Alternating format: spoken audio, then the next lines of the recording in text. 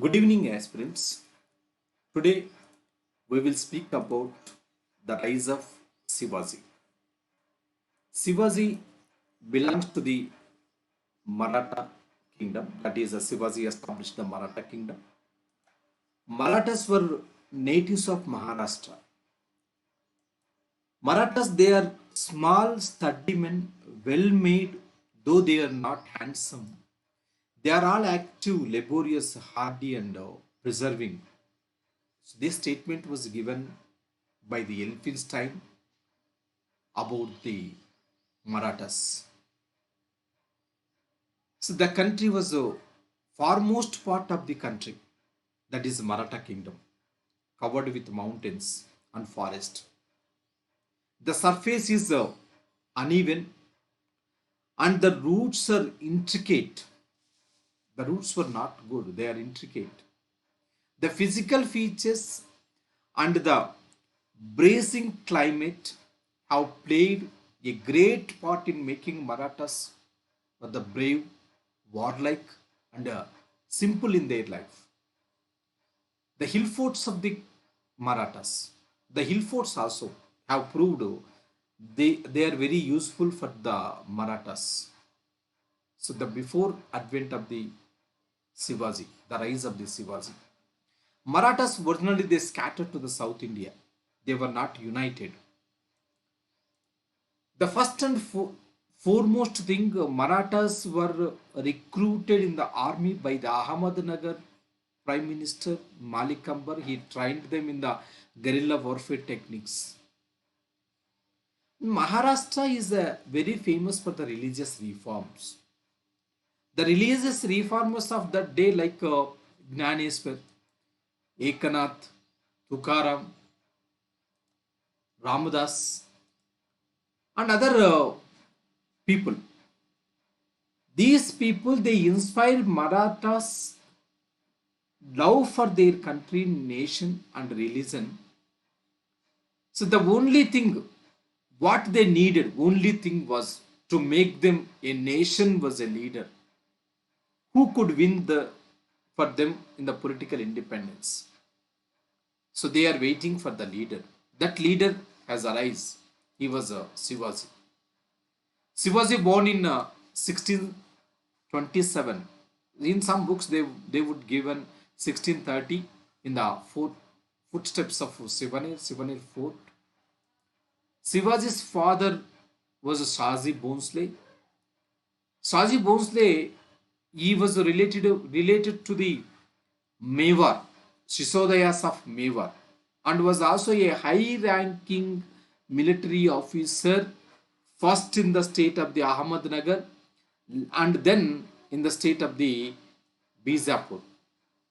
So, Shaji Bhonsle, he owned a territory of Pune as his Jagir. Shaji Bhonsle's senior most wife, Jizia Bai, the mother of Shivaji, she came from the family of rulers of Devagiri, Yadava rulers. And he left, Shaji Bhonsle left Jizia Bai and Shivaji at Pune. He went to the service of the Bijapur rulers. While he was in the service of the Bijapur rulers, he appointed an ableist and talented Brahmin Dadaji Kondadev as he originally he was a manager of the Shivaji's estates. This Dadaji Kondadev he appointed Shivaji's guardian and tutor. Shivaji lived in close with the communication of Tukaram. Tukaram was a famous Maratha saint. Even though he was very close with Tukaram, but Guru Ramadas was Shivaji's chosen guide, friend, and philosopher. Guru Ramadas. He was also called as Samartha Ramadas. He wrote Dasabodh. The Dasabodh for Ramadas exhorts, gather the Marathas together, make religion like again.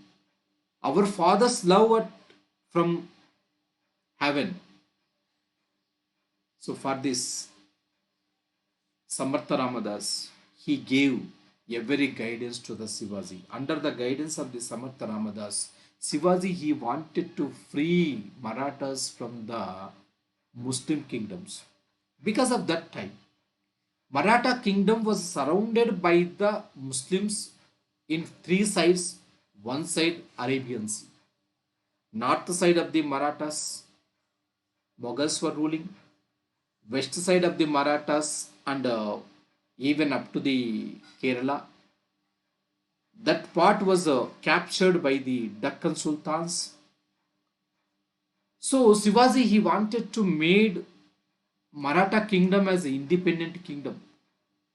For that, under the ablest guidance of Dadaji Kondadev and Samartha Ramadas, Shivaji he started his military career at the age of 19. So in this military career at the age of 19, he first captured the Fort Torana. So after the capturing the Fort Torana, this was followed by the capturing different forts.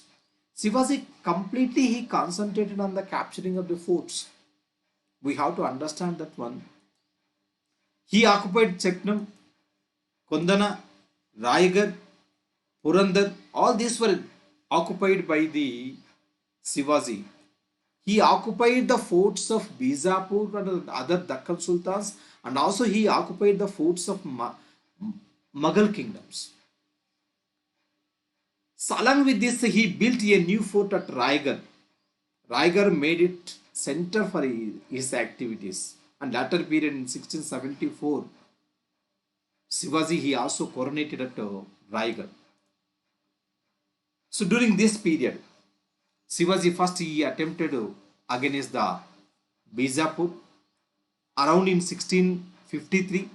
But by that time, Shivaji's father was in the capture of the Bijapur. That's why he set back. Again in 1566, 1656 and 1662, this period, Shivaji he concentrated on the Bijapur kingdom. So he commenced his raids on Bijapur territory. In 1556, he captured Javali. Shivaji got defender Chandrarao More murdered by treachery. Javali henceforth became the strategic center of Shivaji's military operation after the capture Javali from the Bijapur Sultans. In 1657, Shivaji he lost battle while he was waging with Mughals. He was defeated by the Mughals in 1657. But after that, 1659, Bijapur Sultan, he wanted Shivaji. That's why Bijapur Sultan, he sent his army general Afzal Khan, more than 6 feet height Afzal Khan, to capture Shivaji is either dead or alive. At any cost, Shivaji wanted to come to the Bijapur. Afzal Khan somewhat very successful to wage war with Shivaji. So in this moment, Shivaji and this Afzal Khan, they close together. When was Afzal Khan embracing the Shivaji, Shivaji find out there is a suspective embracing. That's why Shivaji killed Afzal Khan with the weapon called Bagnak, that is tiger class. So his military camp was attacked and routed. Shivaji killed Afzal Khan and had been characterized this killing of Afzal Khan characterized as a preventive murderer. After this, Shivaji acquired a large booty from the Bijapur. After this, Shivaji he waged war with Mughals. Coming to the point of the war with Mughals, in 1653, Aurangzeb sent his maternal uncle Shaista Khan, who managed to capture Pune and afterwards spent him the time in desultory warfare, the Pune, that area where Shivaji brought up, where Shivaji he spent his childhood, in that area that took place as a residence of Aurangzeb uncle Shaista Khan. So Shivaji, at any cost, he wanted to recapture Pune. And Shivaji gathered nearly 500 brave soldiers, 500 brave men of the Marathas, brave soldiers disguised as a marriage party and attacked the Mughals. In this attack, it was a thunder attack. In this attack, many Mughals were killed. Many Mughals were killed.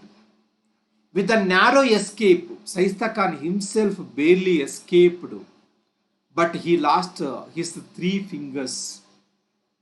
Even the son of the Shaista Khan was slain.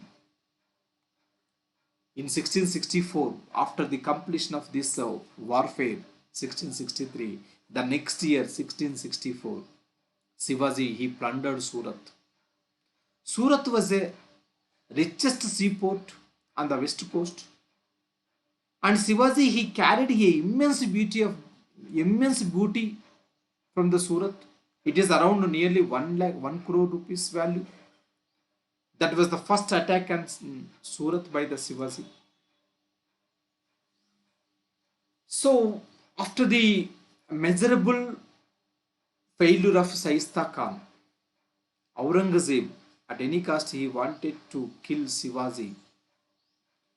So Aurangzeb he planned, and the second time Aurangzeb he sent a ablest capable army general Mirza Raja Jai Singh, along with that his first son Muizam.